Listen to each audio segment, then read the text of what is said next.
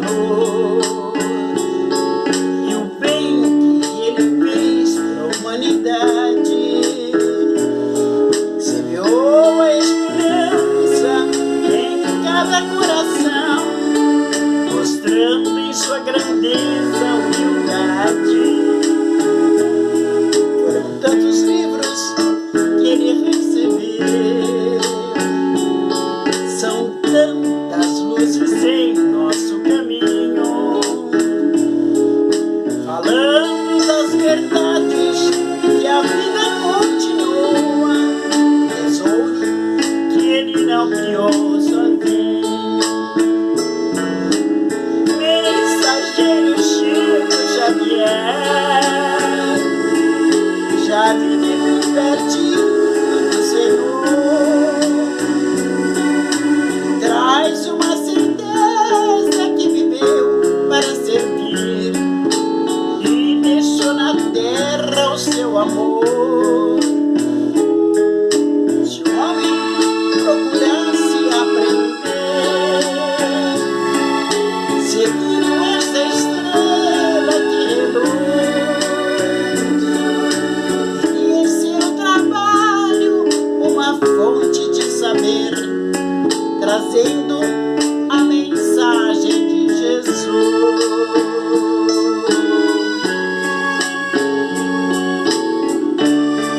Oi, Chico, onde quer que você se encontre, o nosso abraço, a nossa gratidão, querido amigo. Obrigado por tudo, Chico. Muito obrigado.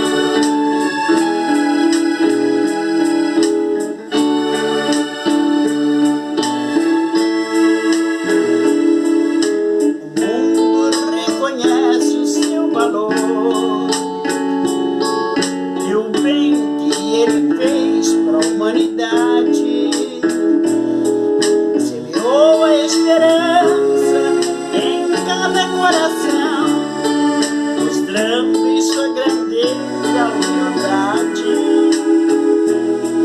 Foram tantos livros que ele recebeu,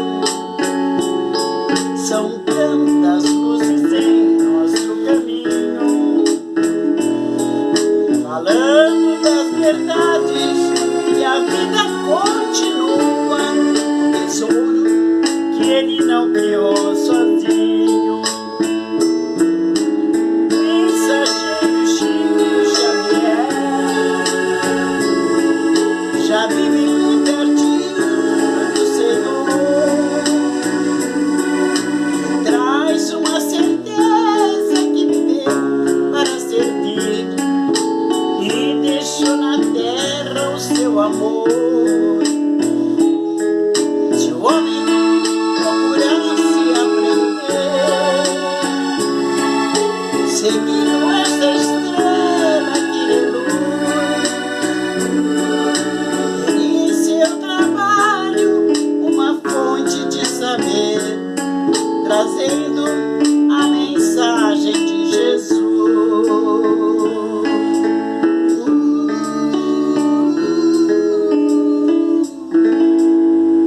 Oi, meus amigos, irmãos queridos, mais uma vez estamos aqui reunidos em nome de Deus e do Mestre Jesus. Olha, um bom dia, uma boa tarde, uma boa noite, uma boa semana a todos vocês e a todos nós, né? Então, mais um evangelho da semana do União Espírita Jundiaiense. E hoje quem vai falar é o nosso querido amigo, o Cássio Lamberti, né? Então, o nosso carinho a ele também, muito obrigado por ele existir, né, gente? E vamos com ele, o evangelho de hoje, o Cássio Lamberti. E sendo assim, convido vocês, todas e todos, cantem comigo, vamos fazer a abertura então da nossa reunião de hoje, cantando comigo a prece que Jesus nos deixou, que é o Pai Nosso.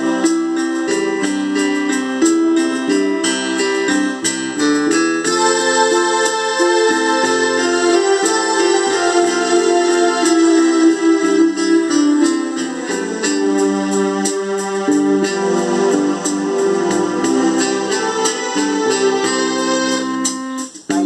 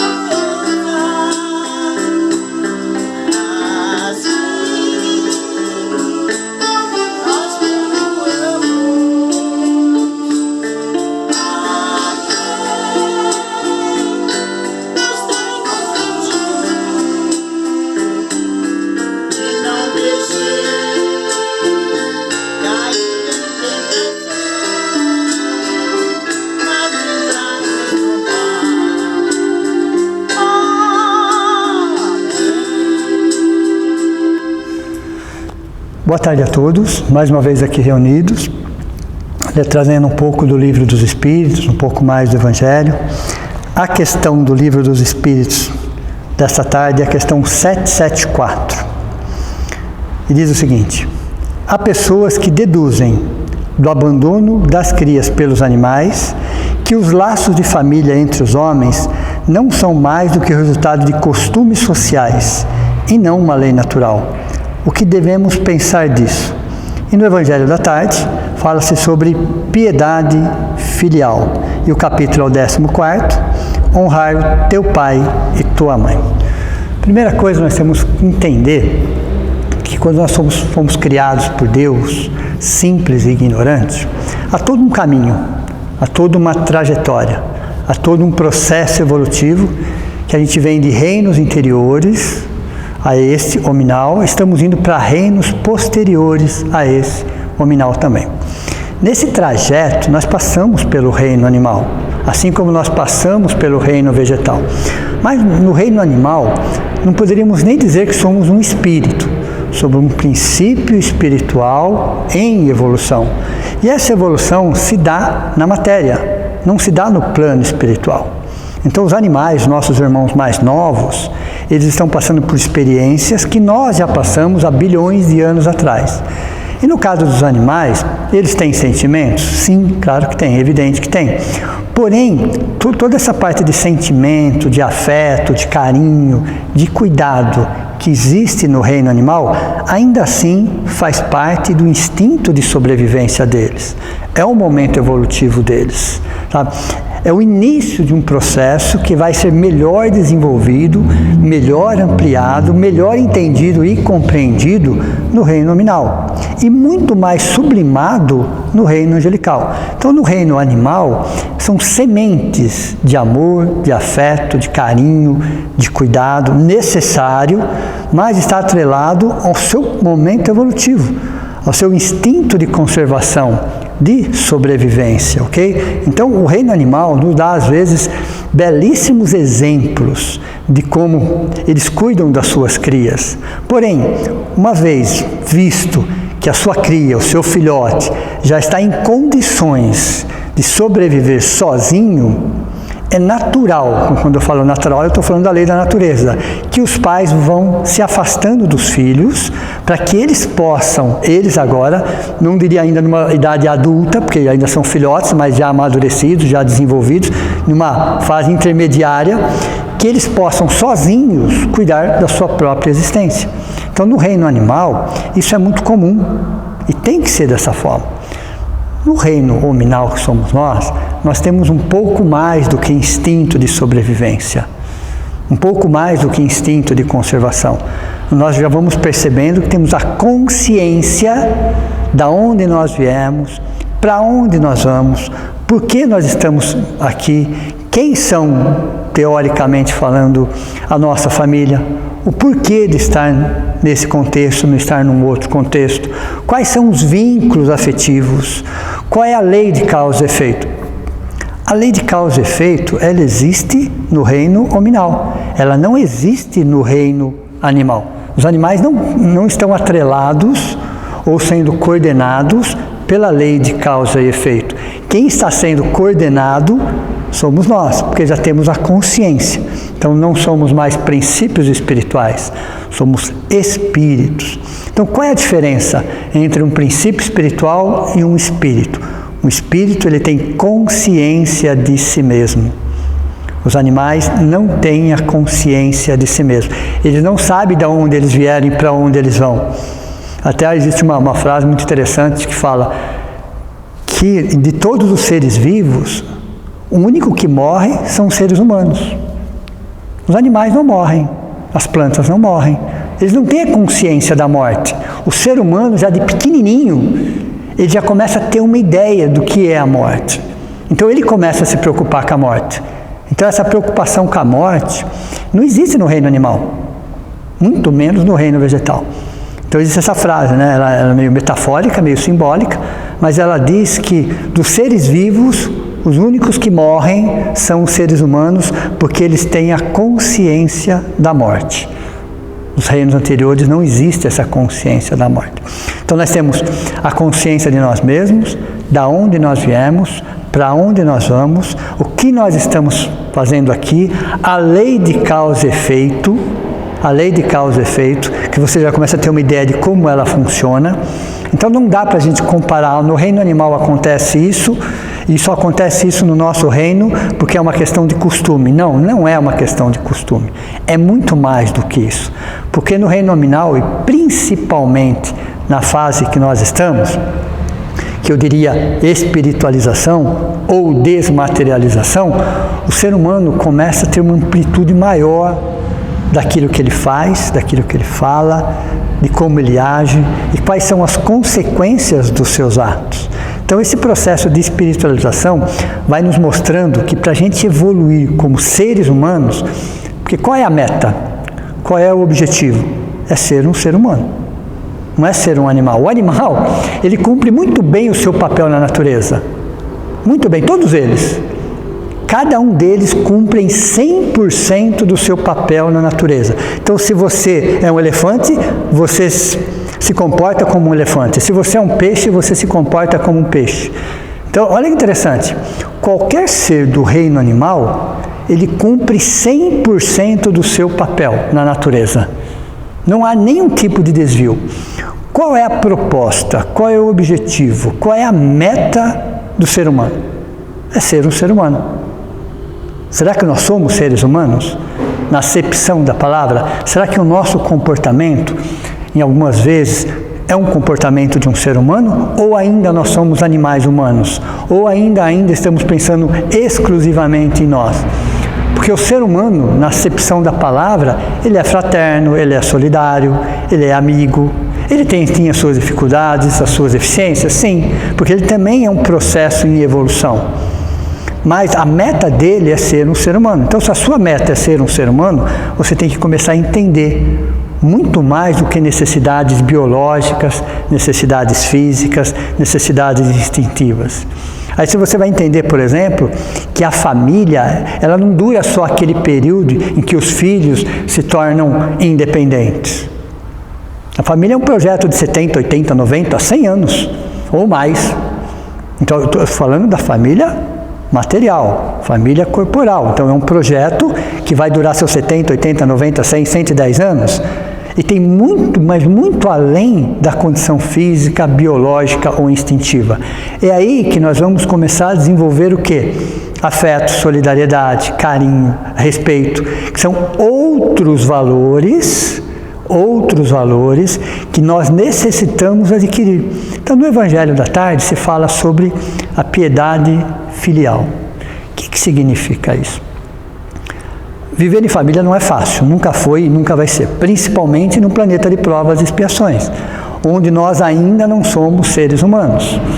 Então, numa condição onde a gente é passada para ser humano, talvez a convivência em família será mais leve, mais tranquila. Mas enquanto estivermos vivendo num planeta de provas e expiações, cronologicamente, ele dura aproximadamente 7.000 anos. 4.000 anos antes de Cristo, 3.000 anos depois de Cristo. Então são 7.000 anos que nós vamos convivendo numa estrutura de provas e expiações, praticamente com as mesmas pessoas.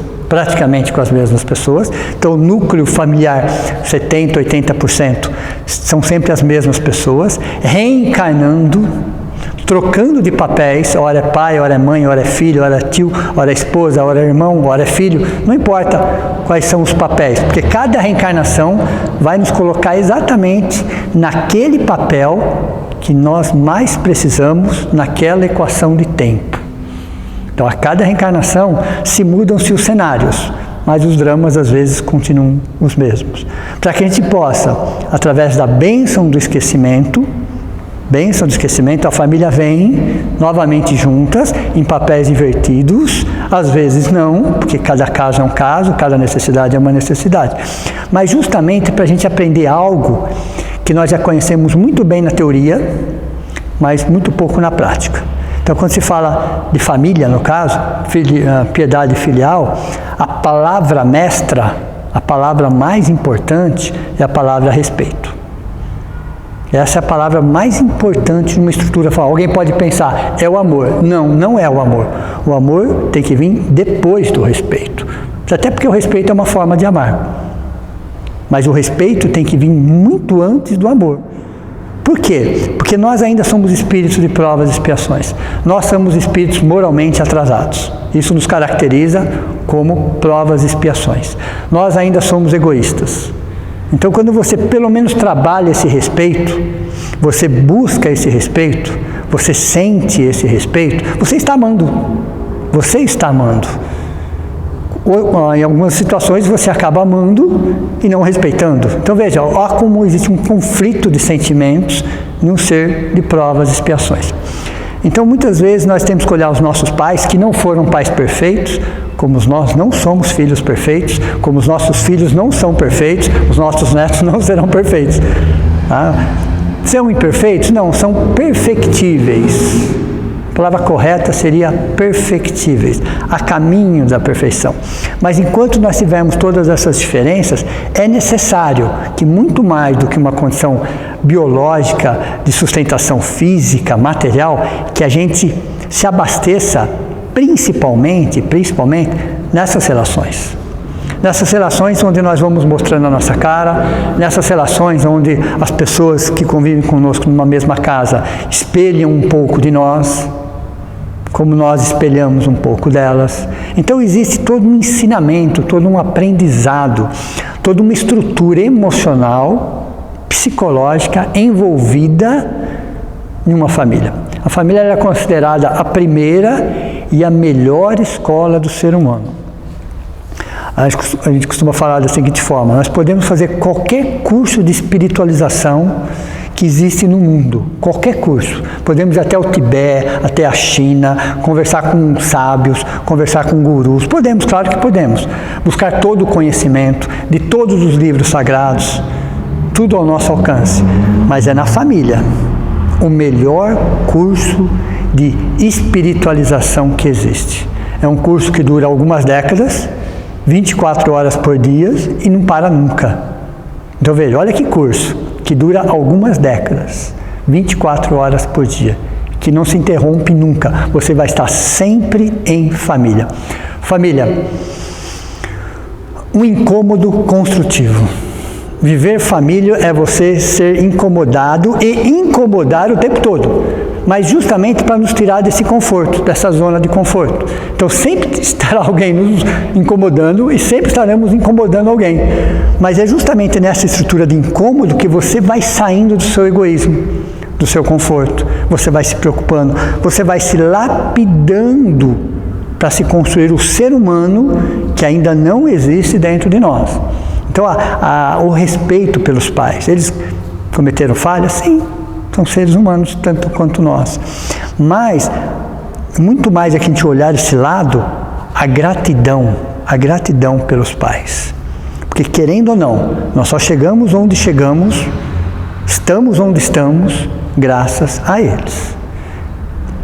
Em algum momento da existência deles, não sabemos exatamente qual foi o tamanho da dificuldade, se tinha condições, se não tinha, mas eles disseram sim para que nós nascêssemos. Muitas vezes eles nem comentam as dificuldades ou as situações, qual era aquele momento que eles estavam passando. A única coisa que nós sabemos é que nós nascemos e que eles cuidaram de nós. Então, só isso já basta 90% de gratidão. O resto são detalhes. Nós temos pelo menos ter o respeito e a gratidão. Então, piedade filial é você olhar para os seus pais, avós, tios, não importa, mas estamos falando mais diretamente em relação aos pais, com gratidão. Aí sim, você consegue construir a sua família baseado na gratidão. Olha interessante, porque se a gente tem alguma coisa lá atrás mal resolvida, e todos temos, e não sobressai o sentimento de gratidão, de aceitação e de perdão, você acaba trazendo todos esses conflitos para sua família atual. E muita coisa se reflete hoje porque foi mal resolvida ontem. E na família, nós falamos que a lição mais importante dentro de uma família, A mais importante de todas, tá? O sentimento mais importante é o respeito, mas a lição mais importante dentro de uma família é a lição do perdão. Essa é a lição do perdão. Até porque só os íntimos nos magoam. Quem está longe, quem está de fora, dificilmente vai nos magoar. As pessoas têm que estar muito próximas de nós, para que elas consigam realmente atingir no fundo dos nossos sentimentos. Nos magoam e, por nossa vez, nós também magoamos. Então, a família é uma estrutura onde as pessoas, de alguma forma, estão aprendendo, num regime familiar, num regime muitas vezes de dependência, a trabalhar o respeito, a trabalhar o perdão, a trabalhar a aceitação, a trabalhar o lado humano. Então essa caridade, essa piedade filial é uma ressignificação de um olhar, de uma releitura que nós temos que fazer em relação aos nossos, aqueles que nos antecederam. Porque se a gente começar a olhar para eles de uma forma diferente, com gratidão, com aceitação, com perdão, nós vamos entender que cada um ocupa o seu papel. Aí dentro da nossa estrutura atual, você passa a olhar também aquelas pessoas que estão compondo de uma outra forma. Você traz a mesma estrutura. Você traz o quê? A gratidão, você traz a aceitação, você traz o perdão. Então, é diferente você querer comparar com o reino animal. Veja, estamos milhões de anos na frente deles. Daqui milhões de anos, o nosso conceito de família, com certeza, será outro. Com certeza será outro. É necessário passar por todo esse processo? Sim, é necessário. Cada um está exatamente no lugar onde precisa? Sim, está exatamente no lugar onde precisa. Para resolver o problema do outro? Não. Para resolver as suas questões internas. O outro muitas vezes está espelhando aquilo que muitas vezes nós não aceitamos em nós. Nós estamos às vezes projetando alguma coisa fora de nós. Nós estamos muitas vezes criticando uma postura, sendo que aquela postura também está em nós. Então a família é como se fosse um espelho de nós mesmos, pelo menos na maioria das vezes. Então na família nós temos credores e devedores? Temos. Como nós somos credores e devedores. Temos obsediados e obsessores numa linguagem espírita? Sim, ora nós somos obsediados, ora nós somos obsessores. Vejam, então o núcleo familiar, essa piedade filial, ela é necessária para despertar em nós o que nós temos de melhor. O que nós temos de melhor? Que de nada adiantaria você fazer toda a caridade fora de casa, ser extremamente educado fora de casa, ser extremamente prestativo fora de casa, se em casa você é exatamente o inverso. E é em casa exatamente que você é o que você é. Então é em casa quando você chega, que você está cansado, que você está estressado, mas é em casa que você acaba colocando para fora exatamente o que nós somos. Então a casa ela é muito importante nessa estrutura, porque nós vamos vendo em cada situação, em cada filho, em cada componente da família, um pouco de nós. Então, olhando dessa forma, nós vamos começando a reestruturar, fazer uma releitura. Aí nós vamos desmanchando aquelas mágoas que todos nós temos, aqueles dissabores. Nós vamos enxergando aquela pessoa de uma outra forma. Você pode não aceitar o que ela fez, não é essa a questão. Ok? Mas você vai começar a enxergá-la de um outro jeito, de uma outra forma. Então aquela animosidade, aquela dureza de coração, aos poucos vai diminuindo e você passa a enxergá-la de um outro jeito. Porque tudo tem a ver do jeito que nós enxergamos. E nós passamos a enxergar a nossa família, a anterior e a atual, com esses olhos. Com esses olhos. Sempre vai existir algumas diferenças, sempre vai existir uma divergência de opiniões. E aqui cabe uma frase muito interessante. De cada 10 conflitos, ou seja, 10%, são divergências de opiniões. 9 é a forma de falar, é a forma de expressar, é o tom de voz, é o jeito, veja. Então, de cada 10 conflitos, 9 tem muito mais a ver com a forma de expressão, com o tom de voz, às vezes um jeito agressivo, às vezes um jeito violento, às vezes um jeito duro de colocar as palavras, de fazer as cobranças. Então, de cada 10 conflitos, 90% tem muito mais a ver com a forma externa do que exatamente um conflito, uma divergência de opinião. Então, seja aquelas palavrinhas mágicas, muitas vezes, que nós usamos para fora de casa, nós tivéssemos o costume, o hábito salutar de usar dentro da nossa casa, com certeza o ambiente, por favor, muito obrigado, me desculpe. Quer dizer, sabe aquelas palavrinhas que nós usamos na sociedade, mas muitas vezes esquecemos de usá-las dentro de casa. Lógico que nós temos que usar na sociedade, é evidente isso, mas dentro de casa ela se torna primordial, essencial. Ok? Nós temos que cuidar das pessoas que estão dentro das nossas casas com o mesmo carinho, com o mesmo respeito, como nós cuidamos muitas vezes das pessoas que estão fora de casa. Então, nosso principal compromisso é conosco mesmo. Eu tenho resgate com essa ou com aquela pessoa? Não exatamente. Nós temos compromisso com a nossa consciência. As pessoas fazem parte disso. Tanto que se elas nos perdoarem, se elas continuarem o seu caminho, o compromisso continua conosco do mesmo jeito. Bom para ela. E toda vez que nós carregamos uma mágoa, um ressentimento, o problema é nosso. Não é exatamente do fato ou da situação, mas o problema é nosso. Porque se aquilo está perdurando tanto tempo dentro dos nossos corações, o que naquela lição tem que eu não estou querendo admitir? Que eu não estou querendo aceitar? Que o fato já passou, às vezes a pessoa até já desencarnou e você ainda está preso ao passado. O nome disso é orgulho. O nome disso é orgulho. Então as pessoas sofrem muito por orgulho, querendo que as coisas sejam milimetricamente como elas gostariam. Então, dentro da família, dentro dessa escola primordial, dentro dessa estrutura, é onde nós vamos encontrar as maiores oportunidades de crescimento espiritual para um ser humano. Para um ser humano. E começa exatamente da piedade filial. Olhar aquelas pessoas que nos antecederam como pessoas de valores. Como pessoas que tentaram fazer o melhor que elas podiam naquele momento. Naquele momento, dentro daqueles valores, daquela situação, do que elas podiam, elas fizeram o seu melhor. Pode ter errado drasticamente, mas tentaram fazer o melhor. Então, quando você começa a pensar da seguinte forma: se eu estou aqui hoje, eu tenho que agradecer essa oportunidade que eles me deram. Então, o sentimento de gratidão, olha interessante, ele já começa a diluir algumas coisas dentro de nós. A gente passa a olhar para tudo isso com os olhos do ser humano. Quem tem gratidão é o ser humano. Quem perdoa é o ser humano. Quem ajuda é o ser humano. Então, a família ela vem ao longo das décadas se remodelando? Sim, e é natural que seja dessa forma. Pegamos um extremo, fomos parar no outro extremo, né, quando se fala em família é interessante. Existia um modelo 1950 e 1960, existia um modelo 2000 e 2010. O que difere um de outro é 50 anos, em tempo cronológico. Eram dois extremos. E agora a humanidade está percebendo que esses dois extremos, têm ensinamentos importantes.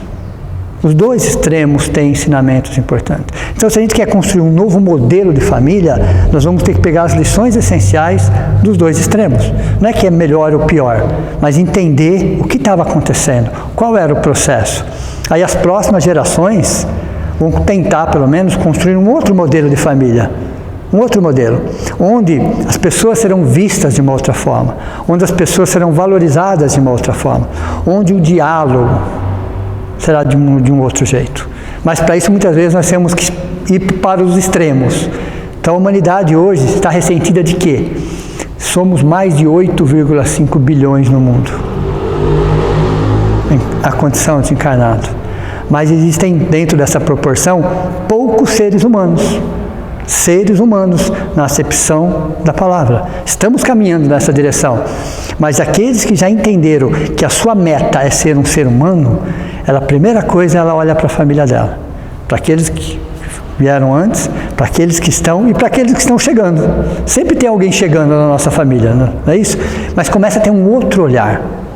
Então o ser humano começa a trabalhar a piedade, a fraternidade, o respeito, a gratidão, o carinho, porque faz parte do nosso aprendizado, faz parte das nossas lições. Se passamos por lição X ou por lição Y, é porque as duas lições faziam parte da nossa necessidade como espírito, como ser humano. Ninguém vai passar por nada sem uma necessidade.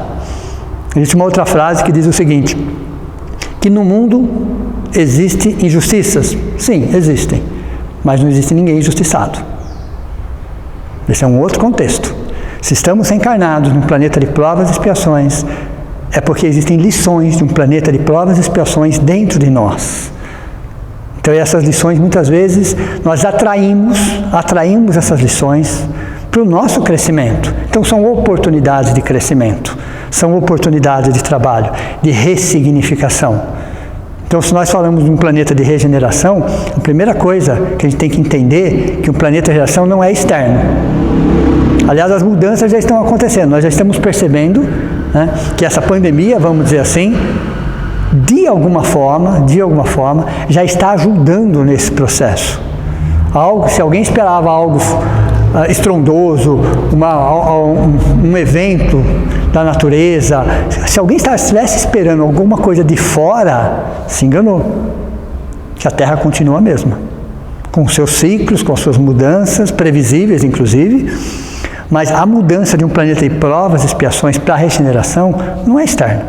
Então esse vírus está começando a nos mostrar que somos todos iguais, que todos nós estamos sujeitos, que nós precisamos ser mais fraternos, mais solidários, mais cuidadosos, principalmente em relação à saúde. Veja, então é uma estrutura que está dentro de nós, que está fora de nós, mas que está de alguma forma nos ajudando. Esse vírus que pegou praticamente a população toda, ele é personalizado, porque cada um está sentindo da sua forma. Ele é democrático, porque ele não escolheu. Ele simplesmente não escolheu. Então veja, a mudança é de dentro para fora, de algo invisível. De algo invisível.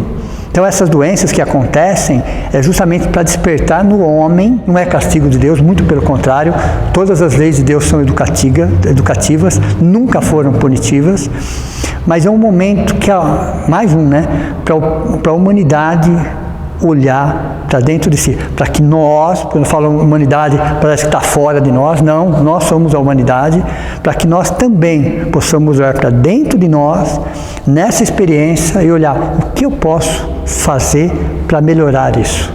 Nós não vamos resolver o problema do mundo, mas o que eu posso fazer dentro do meu meio, dentro do meu contexto, dentro da minha família, para amenizar essa situação, para diminuir o sofrimento. O que isso está nos ensinando? Essas reflexões têm a ver com a piedade filial, têm a ver com o nosso crescimento como ser humano.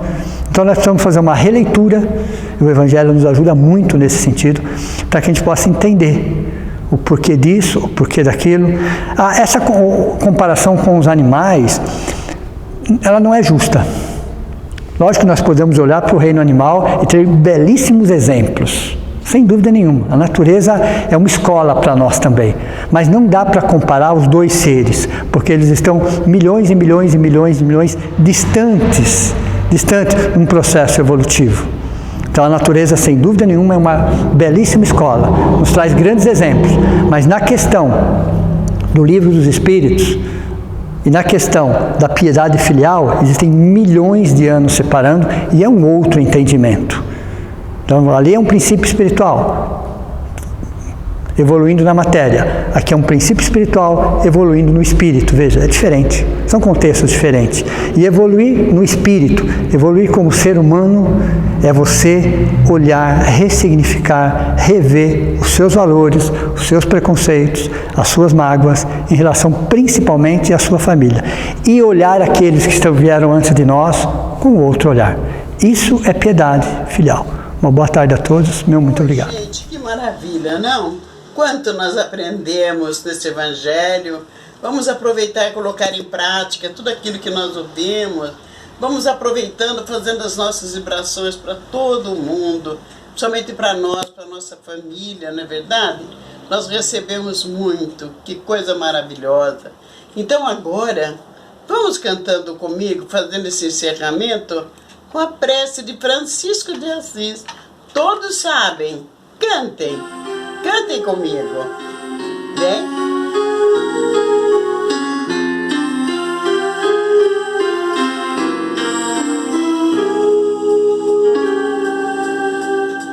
Senhor,